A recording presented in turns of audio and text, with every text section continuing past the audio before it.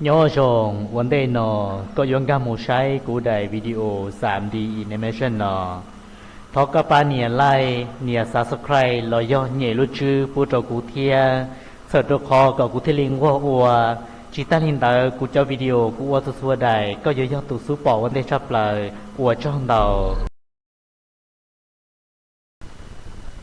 con nhá do có phê bao số chỉ cho trong nó chế ước sĩ bảo trợ bữa để cụ bữa có khó có bữa cụ khó nữa em họ nói sẽ có bao số bỏ chỉ là Ulima có gì?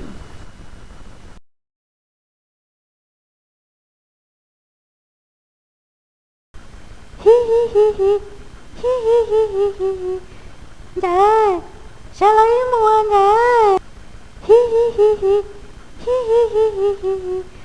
Dạ, sao lấy mua nè?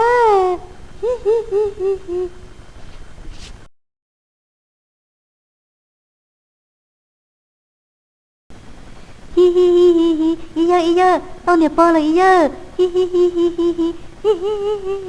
Tao nè po là iya. Tao nè po là rồi nó.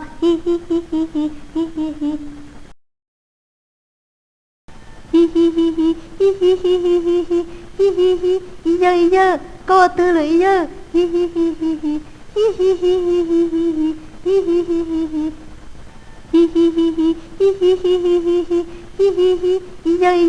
có tư là iya.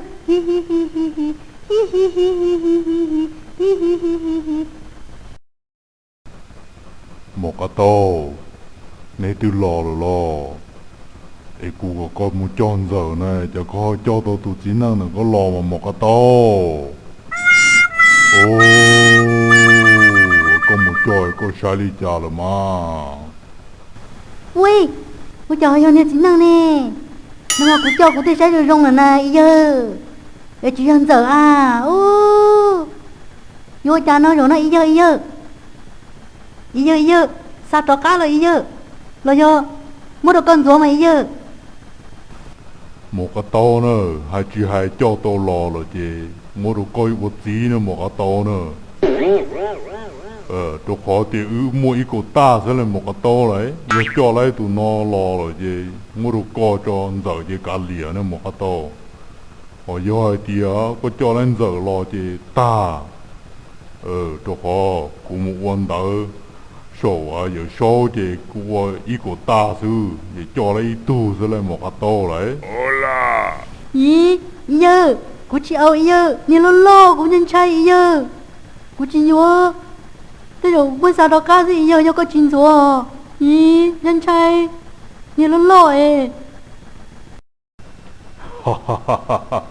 một cái tô của tôi hay đồ co lỡ hay tiệt sai của đồ rong co mà xỉa lư rồi tiêu là một cái tô luôn đây rồi chơi của tôi cho con một con đã su xả là nữa đây rồi dùng một su xả là thì nó khô rồi do dùng một tàu không mỏ mường mà rồi do chia của hồ rồi không mỏ bể bắp sàn cho còn là tôi thô co bài ô thế đi đua là một cái tô chỉ lại tôi có lúc thứ kia chỉ dùng rồi nè Giờ, cô mà Lisa đó cá.